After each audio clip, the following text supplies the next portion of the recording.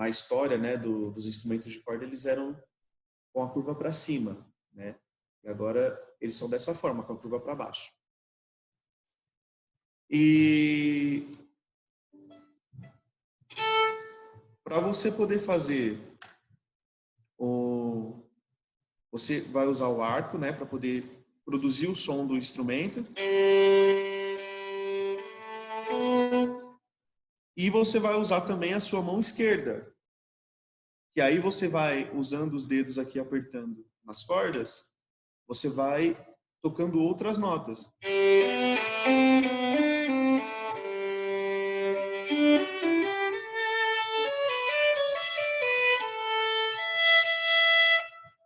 Ok?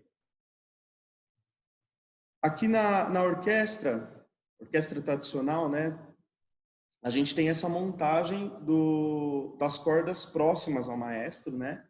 Então, é a primeira seção da orquestra aqui tem essa parte das cordas, né? Geralmente, muitas cordas, né? Para quem conhece orquestras sinfônicas aí, que já viu muitos vídeos, já participou de concertos e tudo mais, já pôde ver que geralmente são de 10 violinos para cima, né?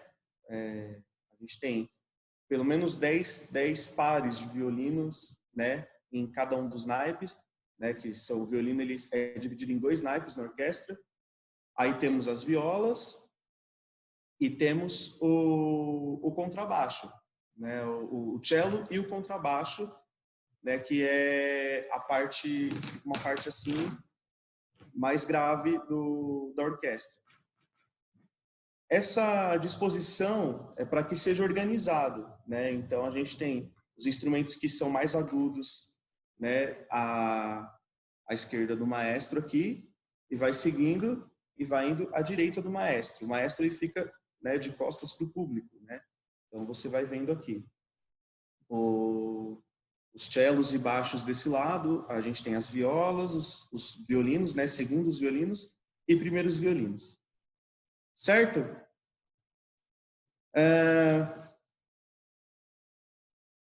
Você pode ver que isso, na verdade, é algo que sempre rola uma dúvida, né, para a galera. Tamanho dos instrumentos. Eu vou pegar aqui para mostrar para vocês a viola, para vocês verem. Se você olha para ela sozinha, a viola assim sozinha, você vai falar, é um violino, né?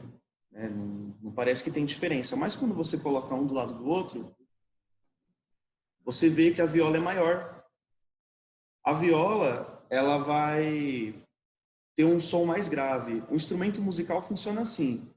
Quanto maior ele for, mais grave ele é, né? Então, a gente tem o violino, que é o mais agudo da parte das cordas, a viola, que é um pouco mais grave, o cello vai ser bem grave e o contrabaixo acústico vai ser ainda mais grave do que o cello. Então, quanto maior o instrumento, mais grave ele é.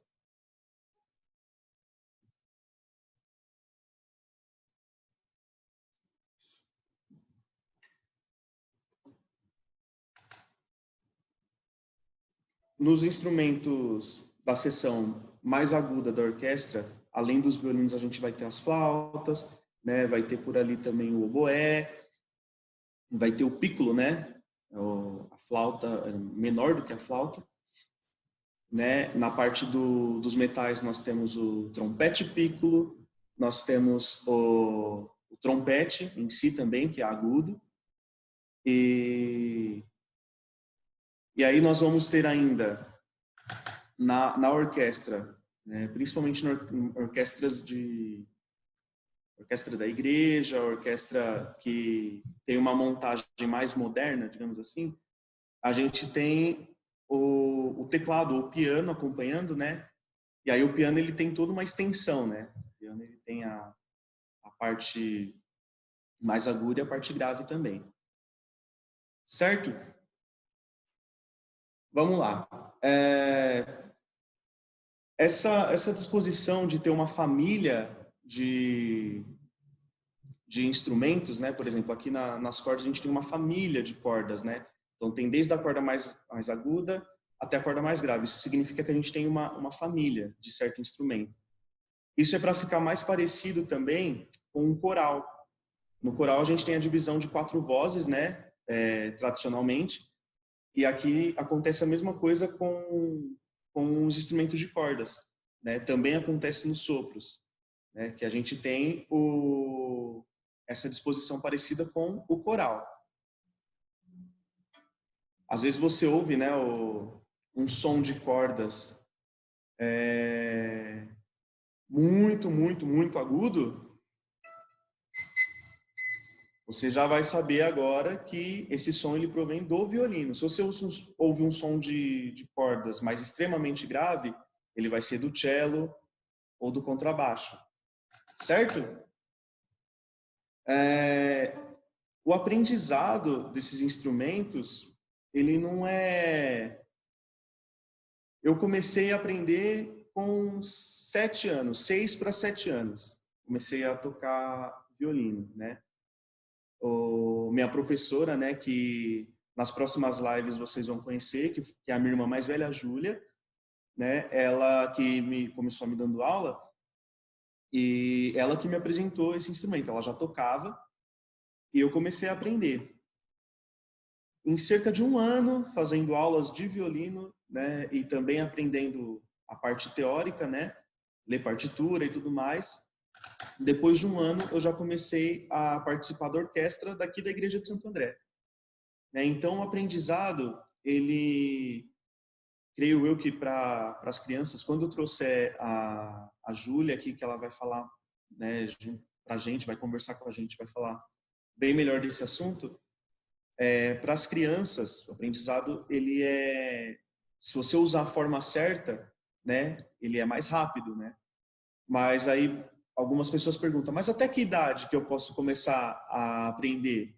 Você pode começar com a idade que você tiver. Se você tiver ali né, se você tem o seu filho, ele tem 3 anos, ele não vai de cara, você não vai falar para ele, né? Então, isso aqui é o violino que tem as 4 cordas. Não, ele vai achar que aquilo é um brinquedo e você pode trabalhar com essa parte da criança, né? Agora, se você for mais velho, você pode aprender também numa boa, né? Tem histórias de muitos professores ou até muitos músicos de orquestras profissionais que começaram tarde, né? O que a gente chama de tarde, né? Começaram lá com seus 20 anos, começaram com 25, né? Se você tem a vontade de aprender e você já tem uma idade avançada, pode aprender sim, você vai conseguir, você só fazer as aulas, né?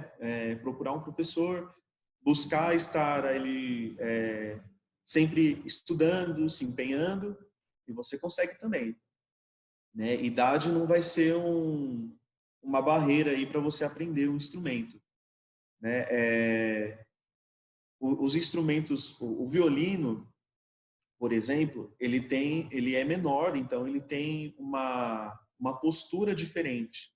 No caso da viola, ele é um pouco maior, a postura é parecida, mas por ele ser um instrumento um pouco maior, a viola, você também tem que adotar uma postura diferente, né? Vai ter que ter um pouco mais de preparo, né? Porque ele é mais pesado e tudo mais. Agora, no caso do cello, eu quero mostrar aqui para vocês.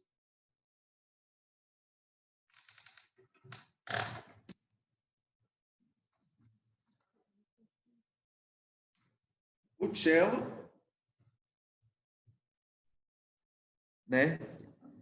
Ele já é bem maior, né? No caso, você não vai tocar ele suspenso, né? Você vai tocar ele apoiado no chão. Você vai tocar ele basicamente nessa disposição aqui. E aí ele, por ser um instrumento maior, com cordas mais grossas, você tem um som mais grave. A corda corda mais grave do cello é essa. E um instrumento ainda maior, o cello.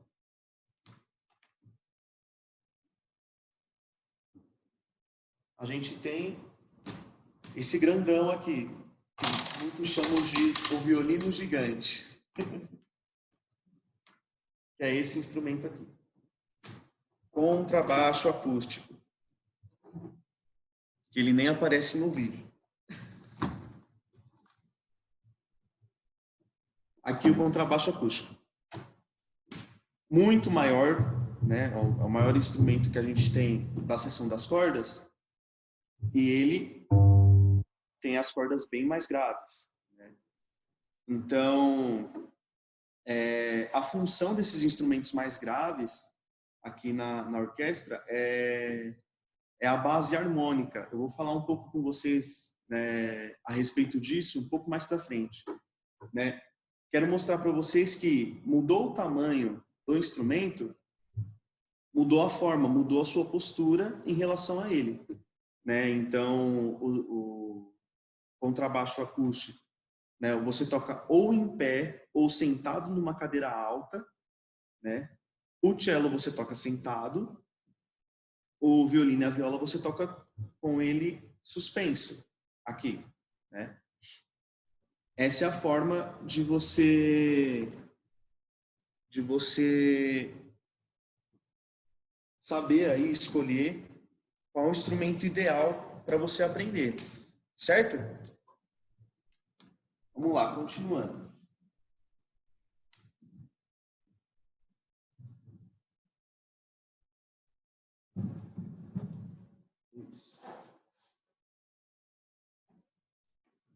Continuando.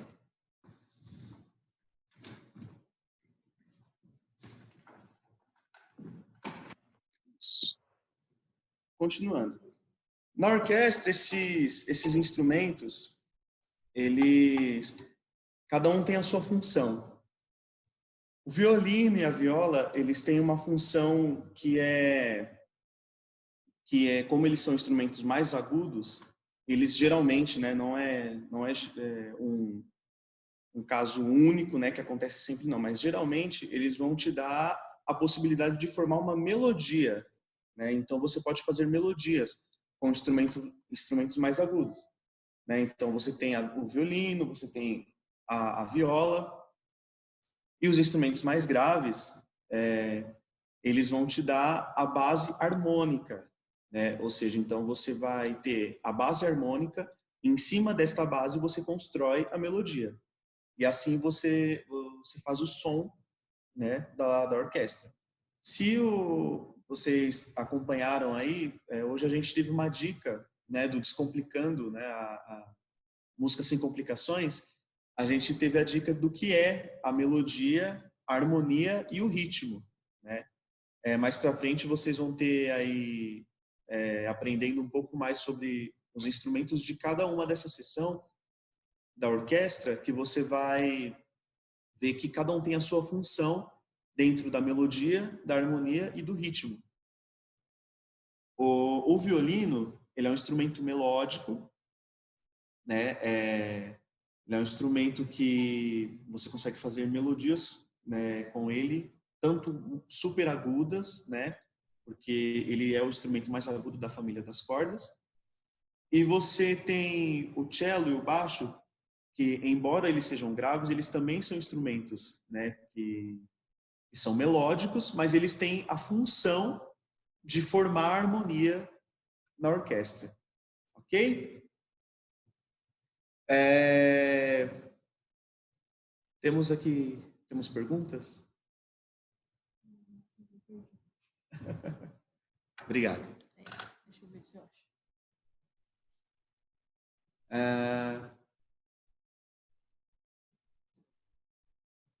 Como funciona a rotina de estudo de um músico? Vamos lá. Eu vou abrir agora esse momento. Vocês já conhecem aqui os nossos instrumentos, os 4 instrumentos da parte das cordas, né? Vocês já conheceram que na orquestra nós temos uma seção com muitos violinos, né? Essa seção ela é dividida em 2 naipes, que são o primeiro e segundo violino. Nós temos a viola, né? E temos também o cello e o contrabaixo, formando a seção a parte harmônica ali das cordas. Toda essa família para formar mais parecido com o coral, né? E aí nós vamos ter esses instrumentos para dar a parte mais numerosa, né, da orquestra. Então eles nunca estarão sozinhos. Na orquestra a gente tem os instrumentos que chamamos de instrumentos solos, e não é o caso dos instrumentos de cordas, né? Eles vão ser instrumentos aí que tocam sempre em conjunto, ok?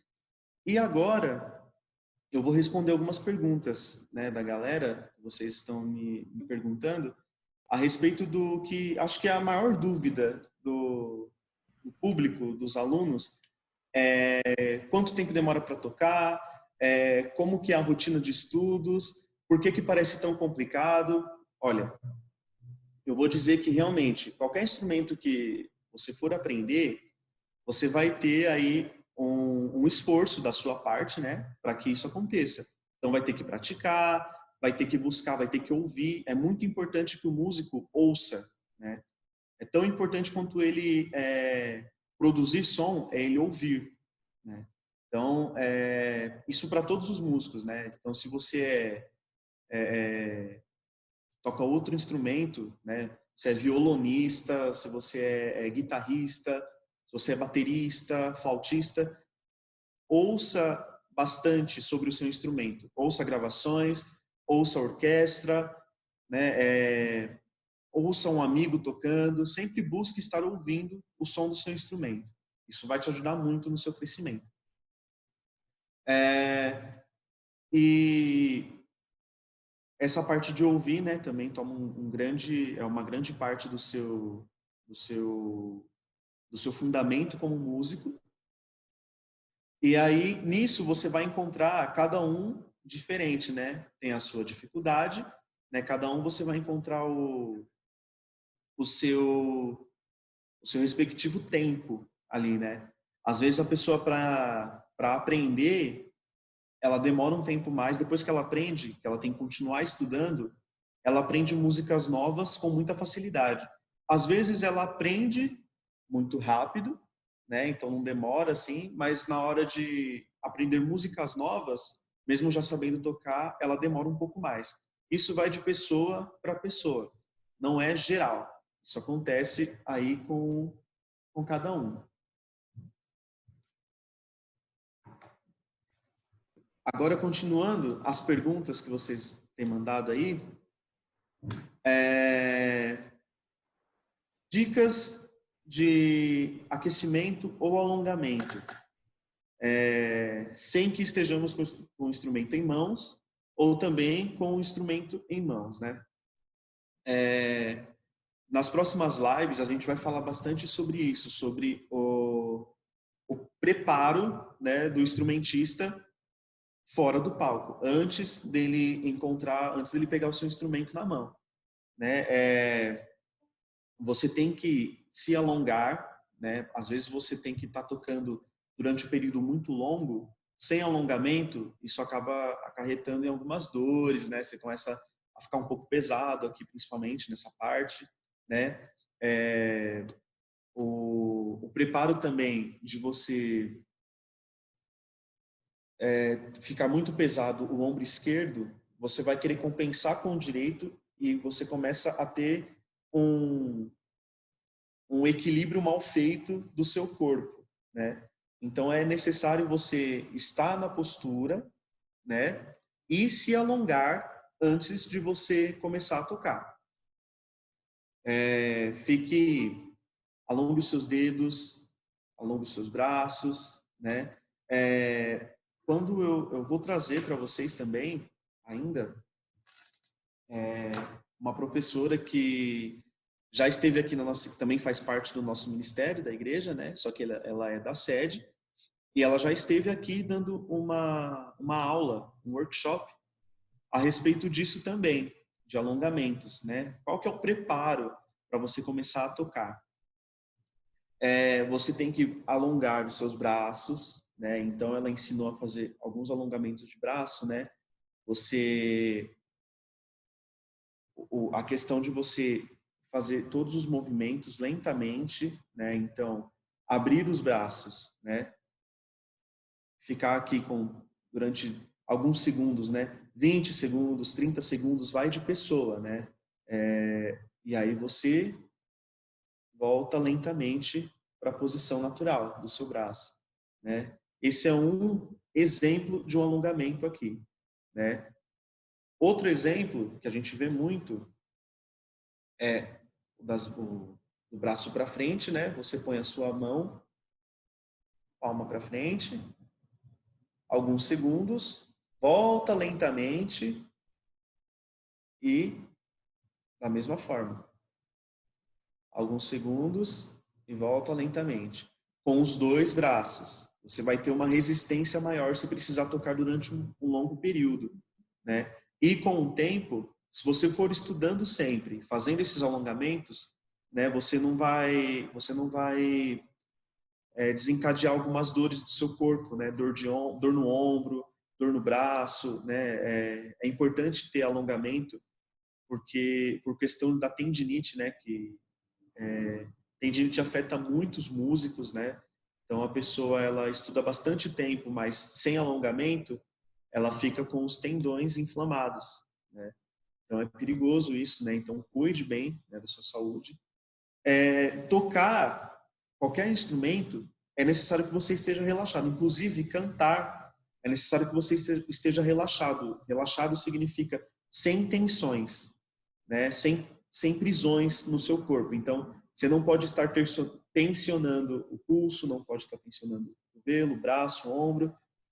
Você tem que estar sempre relaxado, né? E sempre de uma forma que você esteja reto, né? Não toque assim, né? Curvado para frente e também não muito curvado assim, porque você força bastante a sua coluna. Então, só o fato de você estar reto, sentindo o seu corpo equilibrado, você já está relaxado. Isso, né? Eu estou falando sentado, né? Você tocando sentado, né? Se você for tocar em pé, você tem que sentir os seus dois pés no chão, bem firmes, né? E sentir o corpo todo relaxado. Então, o tronco, você faz alguns exercícios de relaxamento do tronco, né? Virar para cá, virar para lá, né? Giro dos ombros, né? Para relaxar os ombros, né?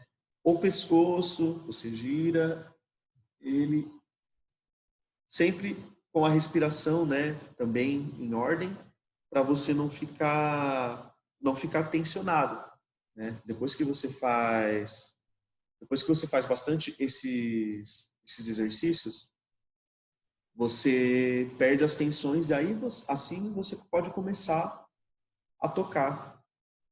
E aí você vai ver que vai estar bem mais relaxado, é bem mais fácil você aprender alguma coisa no seu instrumento, violino, viola, cello, baixo, se você estiver relaxado. Ok? Vamos continuar com as perguntas.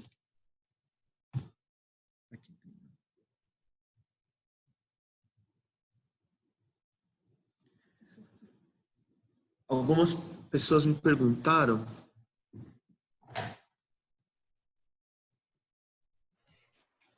Maestro Arthur, Diga. Opa, entrou alguém aqui. por favor, essa é a pergunta do Manu, grande Manu. Abraço, Manu. Abraço, Manu. Manu, ele diz ter 25 anos. É possível aprender a tocar violino ou quaisquer instrumentos de corda com 25 anos ou mais? Sim, Manu, é possível sim. O seu professor ele tem que estar preparado para te ensinar de acordo com a idade que você tem. Você vai encontrar as mesmas dificuldades, né, de um aluno de uma idade diferente. Mas o seu professor ele tem que estar preparado para te ensinar de acordo com a sua idade, né? Ele vai saber, você vai conversando com ele você vai falar para ele qual que é a sua forma física, né? Qual que é o tempo que você tem para estudar, o tempo, você vai, né, se ligando aí ao seu professor, ele vai te conhecendo e você consegue aprender numa boa, tá? Não tem limite de idade para aprender instrumentos, assim não, tá? Ok? Eu tenho mais perguntas aqui. Aqui eu tenho, ó. Forma da mão esquerda. Ok. Isso é muito complicado, né?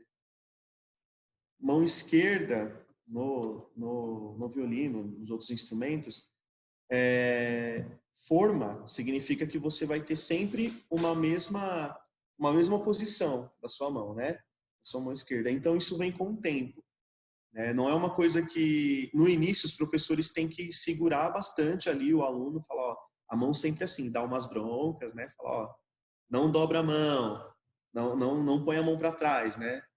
O ideal é que você esteja naturalmente, né? Isso é natural. Isso não é natural, nem isso. Então, o natural, nosso corpo, é a curva. Muitos dizem, né, eu quero até explicar para vocês isso, muitos dizem que o natural do nosso corpo ele está reto. E, na verdade, o natural do nosso corpo, se você esticar a sua mão e você abrir bem os seus dedos e deixar eles retos, você vai ver que isso é uma tensão. Quando você relaxa, eles se curvam. A curva é o natural do seu corpo, né? Então, o braço, quando a gente está tocando aqui, braço direito, ele muito esticado é um tipo de tensão.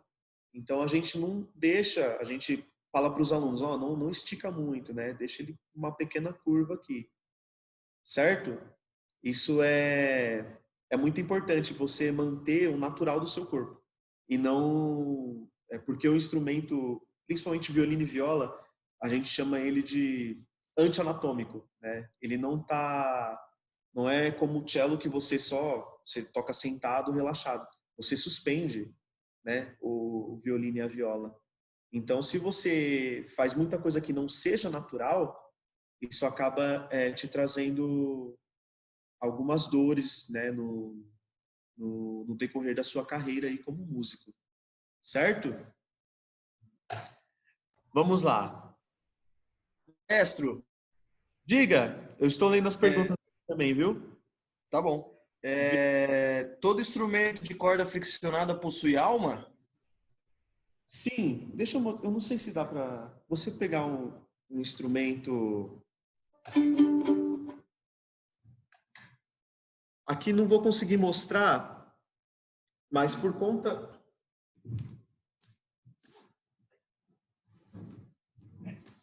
Isso.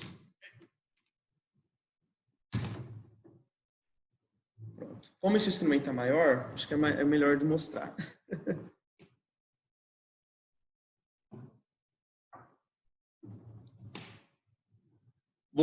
Para você ter o som característico das cordas friccionadas, você tem dentro do instrumento uma peça que ela fica em pé dentro do instrumento, que ela se chama alma. Essa alma, ela vai, ela vai fazer uma pressão no tampo frontal do seu instrumento para fazer uma curva que vai dar esse som mais redondo que a gente busca das cordas. E a alma, junto com o peso que as cordas fazem no cavalete, vai fazer com que o instrumento vibre e que gere o som, quando você passa o arco.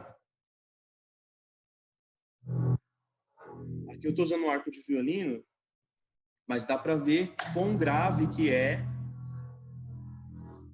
o som do contrabaixo. Ele possui a alma, né, bem grande por causa do tamanho dele, e o cavalete também bem grande. e ele vai ter essa mesma curva que tem no violino, no tampo da frente, ele vai ter também, para que o som fique bem característico dele, né? Essa curva também tem na parte de trás, né? Deixa eu ver aqui. E a gente vê que o instrumento de corda ele é bem organizado, né? Se falta alguma das peças, ele não funciona corretamente.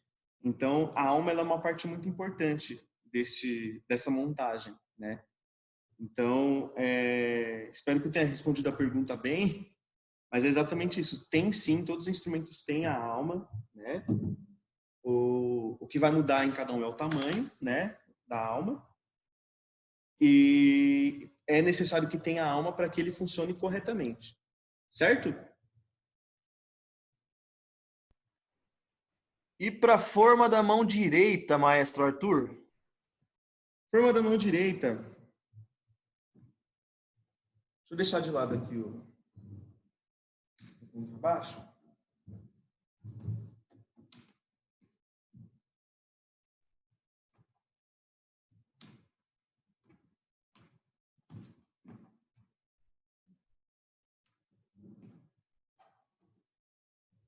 Isso.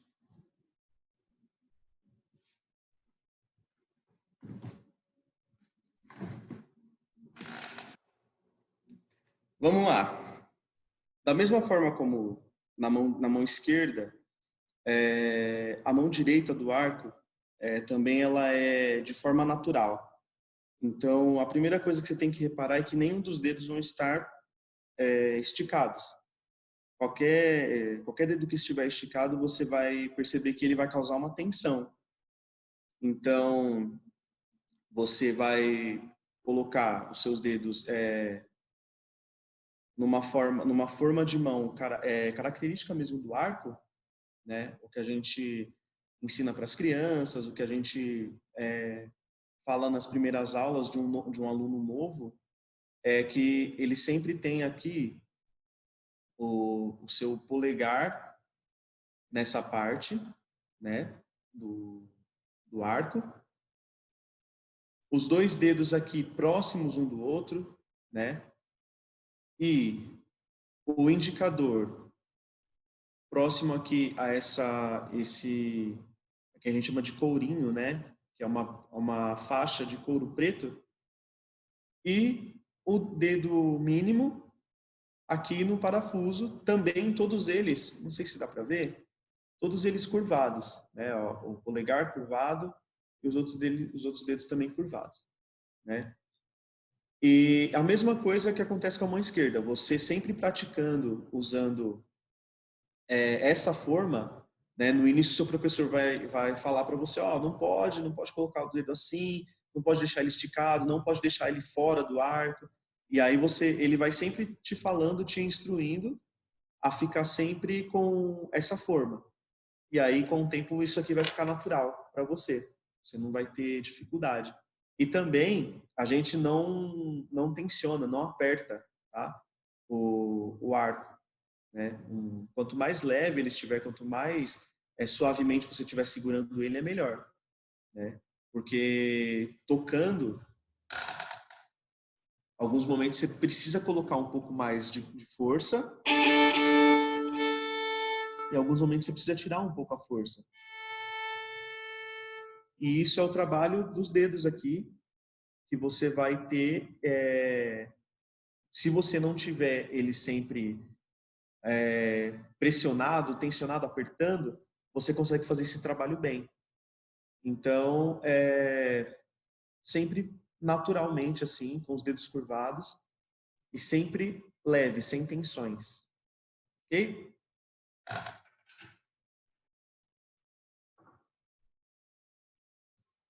Vamos lá. Como desenvolver autonomia de estudo e de autoavaliação? Bom, nessa quarentena, o que mais a gente pode fazer, como a gente não tem o acompanhamento, né, físico do nosso professor, é preciso que você tenha, sim, uma autoavaliação, né, de você mesmo, né, do seu estudo, do seu som, né? É, você primeiro precisa ter alguma referência, né? Ouça bastante o seu instrumento para você saber onde você quer chegar, né? Se você apenas pega o violino na mão, começa a tocar sem saber, sem ter uma referência, né? Sem saber onde você quer chegar, você acaba não chegando em nenhum lugar. Então, você precisa ter uma referência, você precisa ouvir, né? Para você criar, sim, essa autonomia, né? Minha rotina de estudos, ela é básica. Quando eu era mais novo, eu estudava mais tempo. Agora eu estudo menos tempo por conta dos meus outros afazeres. Eu estudo menos tempo e eu preciso que, por causa desse pouco tempo que eu tenho, eu preciso ser esperto. Então, eu adotei o seguinte: para que o meu estudo funcione, eu preciso que ele tenha uma sequência, uma frequência, né? Então, eu estudo um pouco num dia e no outro dia eu estudo esse mesmo tanto para que eu tenha essa frequência. Eu não fico durante muito tempo até aquilo que eu quero tocar, até aquilo sair, eu não fico muito tempo, né? Porque senão eu acabo ficando muito bravo, às vezes porque não sai, acaba ficando frustrado e isso atrapalha na sua formação, né? Então, a dica que eu te dou é: faça uma agenda de estudos onde aquilo que você tenha que estudar, por exemplo, escala, métodos, né? Métodos de técnica, métodos de estudos mesmo, e a sua peça de concerto, né? Ou peça de repertório, que a gente chama, faça uma agenda desses estudos, né? O que você vai gastar mais tempo? Qual que é a sua prioridade? Né? Eu gastava bastante tempo na peça do repertório. Então, eu colocava ali, né? Estou dando um exemplo, né? Eu tenho só 1 hora de estudo, eu faço 10 minutos de escalas, 10 minutos de técnicas, né? Mais 10 minutos de estudos, né, que são os métodos de estudo ou caprichos, né? Agora, para a peça de repertório eu deixava essa meia hora que sobrou, para eu poder trabalhar bastante nela. Então essa é uma forma que se você encontra de organizar o seu estudo, né? Então se organize, escreva, faça uma agenda, faça um, um esquema de estudo, né? Se você tem todos os dias um tempo de estudo, dedique bastante nesse tempo de estudo que você tem, né? Não apenas tocando, mas também leia, pesquise sobre, né, o seu instrumento, ouça, né, muitas músicas, ouça o seu instrumento, concertos de muitos compositores, né? E também toque. Então, organize o seu estudo, organize o seu tempo, né? Para você, nisso sim, você vai desenvolver essa autonomia de estudo. Agora, a autoavaliação, ela é um pouco complicado se você não se conhecer muito bem, porque a avaliação já traz uma, uma ideia de que você precisa ser, né? Eu estou sendo um pouco, né, direto, né, aprovado ou reprovado, né? E não precisa, né, de você pensar dessa forma. Você só precisa saber assim, ó, nessa semana eu preciso pelo menos ter crescido, né, musicalmente até certo ponto. Então você chega no final da semana, depois de ter feito toda a sua rotina de estudos, e você vê se você chegou naquele objetivo. Se você vê que não chegou, se esforçando muito, é porque você precisa tirar um pouco o pé, né? Precisa, né, ficar um pouco mais suave ali para você não ficar muito, às vezes até muito frustrado.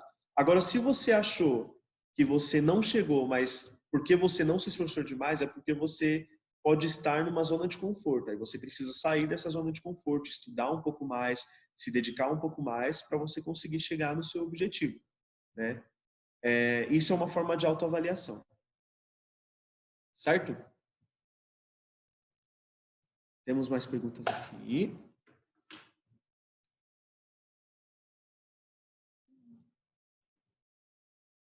Né, eu recebi algumas dicas aqui, dizendo assim, ó, 10 minutos a cada dia de exercício já faz toda a diferença. Isso é muito bom, né? Você estar organizado dessa forma e entender o porquê, né? Saber o objetivo do que você está trabalhando é importante. Vamos ver mais? Maestro, se tiver mais alguma pergunta. Maestro, por favor, aqueles que têm pouco tempo para estudar por dia, será que estudar um pouquinho todo dia é melhor do que estudar muito uma vez por semana? Ou você prefere que estude uma vez por semana 12 horas e não estudar mais durante a semana? Olha, para um aluno meu, eu diria o seguinte: primeiro, é necessário que você, né, faça uma análise, né, se você está usando muito o seu tempo para uma coisa que não necessita tanto desse tempo, né? Por exemplo, redes sociais, Netflix ou qualquer outra coisa assim, né, que às vezes toma muito nosso tempo, né? E aí sim, depois que eu digo isso ao aluno, né, eu falo o seguinte: o seu estudo ele precisa ser frequente, né? Então, se você tem 10 minutos por dia, organize-se nesses 10 minutos para você fazer sempre. E não faça 1 hora de estudo num dia, no outro dia você não consegue, aí no outro você faz mais, sei lá, 2 horas de estudo, aí no outro você não consegue, aí fica 3 dias sem estudar. Isso é meio desorganizado. Para um instrumento como o violino ou os outros instrumentos de corda, é necessário uma organização.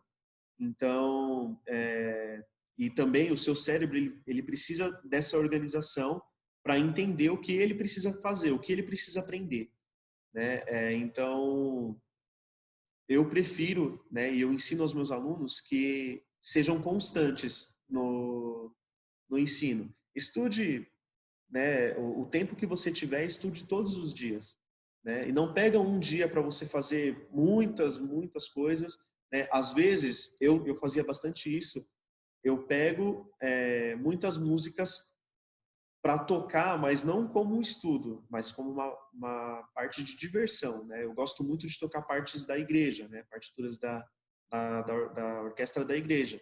Isso desde quando eu entrei lá, quando eu era mais novo. Eu pegava um dia inteiro assim de muito tempo de estudo, né? Eu pegava esse dia só para relaxar, então eu tocava essas peças que eu gosto de tocar. E aí sim, é uma forma de você às vezes até relaxar um pouco, né? Então, se você, fora isso, fora essa questão do lazer, é legal que você tenha sempre um estudo por dia, né? Um tempo de estudo por dia que seja constante, não seja nem muito rígido com você e também não seja muito a palavra, talvez, eu não quero usar uma palavra muito pejorativa, né? Mas para que você tenha uma atenção maior do seu instrumento e de você mesmo. Então, o estudo ele vai te fazer crescer, né? Não apenas no seu instrumento, mas de outras formas também, né? Então, seja constante no estudo, seja constante na prática, né? Isso é muito bom. E não falte nas aulas, né? É bom ter o acompanhamento do professor sempre, né? Se você tem uma aula por semana, durante a semana, converse com o seu professor, né? Manda uma mensagem e fala, ó, estou estudando aqui e eu tenho essa dúvida, e ele vai poder te falar, né? Vai poder te ajudar porque ele te conhece. Ok? Tem uma pergunta aqui. Ouvir repertório faz parte do estudo? Sim. Não só o repertório do seu instrumento, mas você conhecer o que é a música. O que é a música no mundo, o que é a música no Brasil, o que é a música em outros períodos da história, é muito é muito importante. Não vou dizer que é só bom, mas é muito importante ouvir repertório daquilo que você está estudando, a história, você conhecer daquilo que você está estudando. E é isso aí, né? Ouça bastante, fique sempre atento, né, ao que está acontecendo em algumas músicas, né? Será que você está ouvindo uma melodia? Será que você está ouvindo uma harmonia? Será que você está ouvindo o ritmo daquela música? Né? Quantos instrumentos e quais instrumentos estão tocando? Isso é muito importante. Ouvir é tão importante quanto produzir o som. Maestro? Maestro, você aconselha o estudo de algum outro instrumento? Quais possíveis formações o violino pode tocar?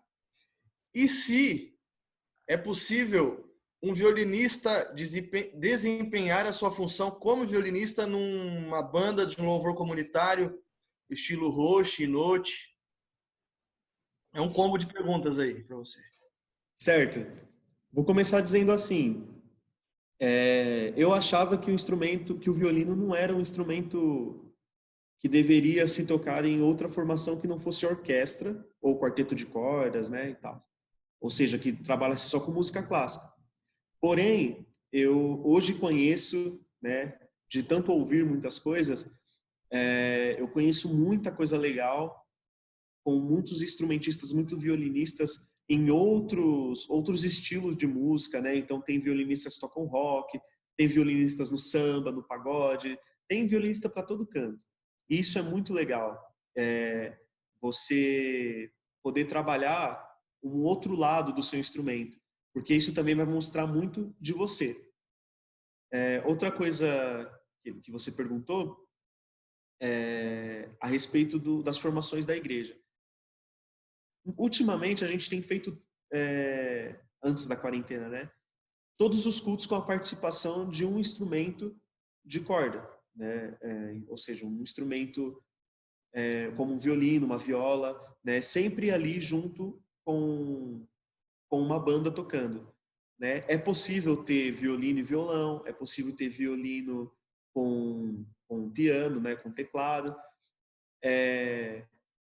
É possível você fazer bem simples, né? Violino com voz, por exemplo, fica bem simples, né? Mas você consegue fazer também, né? Tudo é uma questão de você pesquisar como aquilo ficaria bom. E isso vai muito do ouvido.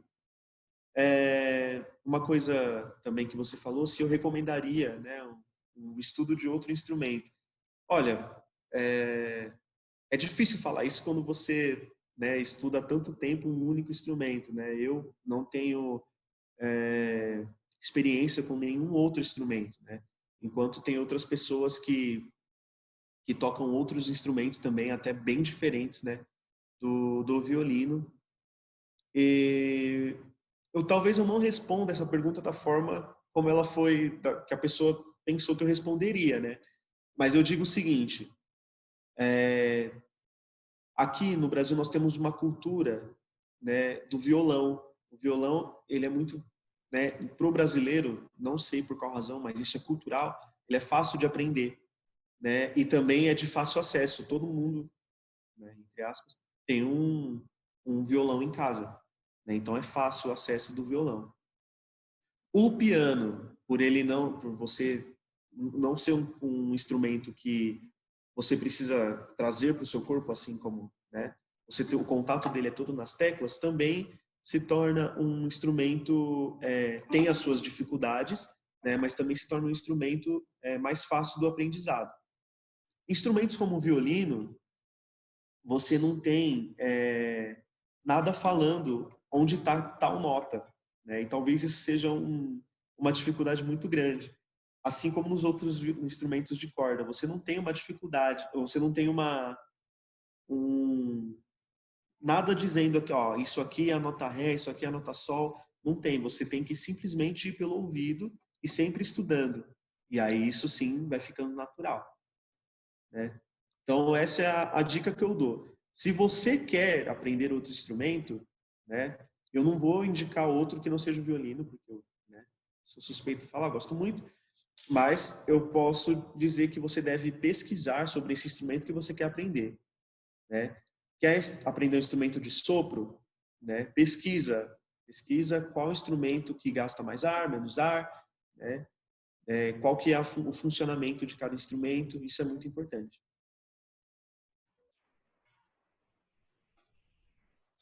Maestro, para terminar, eu vou deixar aqui uma pergunta que será respondida na semana que vem. Opa, com O certeza. que é e qual a função de um Spala, de um concertino e de um chefe de naipe? E também que você terminasse aí a nossa live tocando algo, algum exemplo musical. E na semana que vem, você tem algum convidado para participar com você?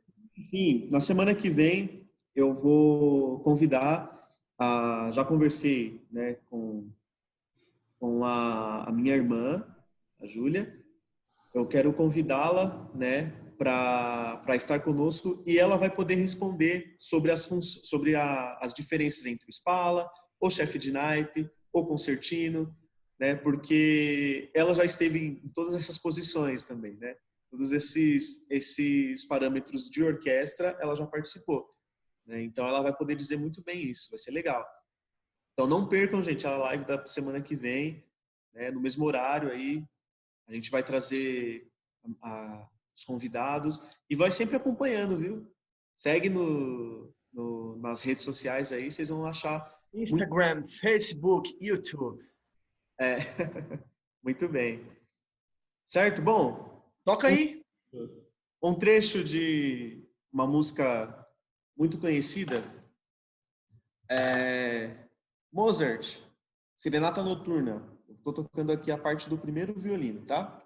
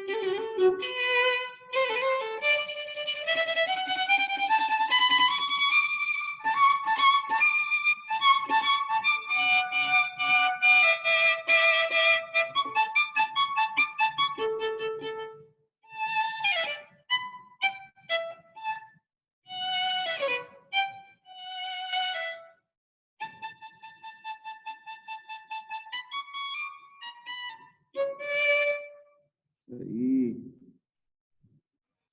Muito bem. Maravilhoso! Eita maravilha, hein? Que coisa linda, meu Deus do céu. Ó, então eu queria aqui agradecer ao maestro Arthur, o nosso maestro em Santo André, que é fruto de um trabalho de música na igreja, que começou... Com quantos anos você começou? Comecei de 6 para 7 anos. 6 para 7 anos. Sim. Maravilha. A sua irmã que estará na semana que vem também começou na igreja, na Nipo, né? Sim. Quantos anos mais ou menos será? Não revela a idade não, hein? Ela vai te bater. É. Não sei, hein? Eu sei que ela começou tocando, ela fez aulas de piano, aulas de clarinete, né? E encontrou a paixão verdadeira no violino, né? Então ela toca na orquestra aqui da igreja, ela toca desde 2000, 2001, né? Com o violino. Já aprende música desde essa época. Legal. A Sula, ela também é professora, né? Temos a Sim, Sula, temos a Júlia, temos a Rose, temos Rose. a Aline, que inclusive também é fruto da Escola de Música de Nipo. Todos esses estarão, né? Já avisando, estarão aí na sequência, compartilhando da live com o maestro Arthur.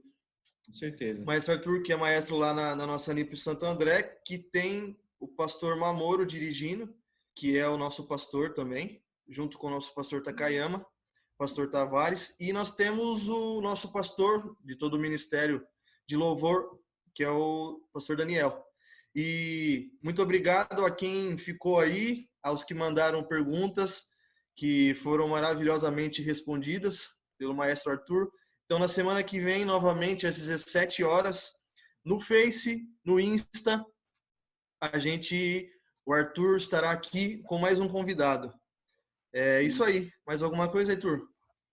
Eu quero agradecer todo mundo aí, agradecer ao ministério, né? Agradecer o pastor Dani, agradecer aos nossos maestros, a você, maestro Diego, né? E a todos vocês que acompanharam aí a nossa live, né? Que vocês continuem sempre com a gente aí, dando essa força, aprendendo com a gente, né? Trazendo dúvidas, trazendo questões, e a gente vai se ajudando aí durante esse período aí, ok? Maravilha.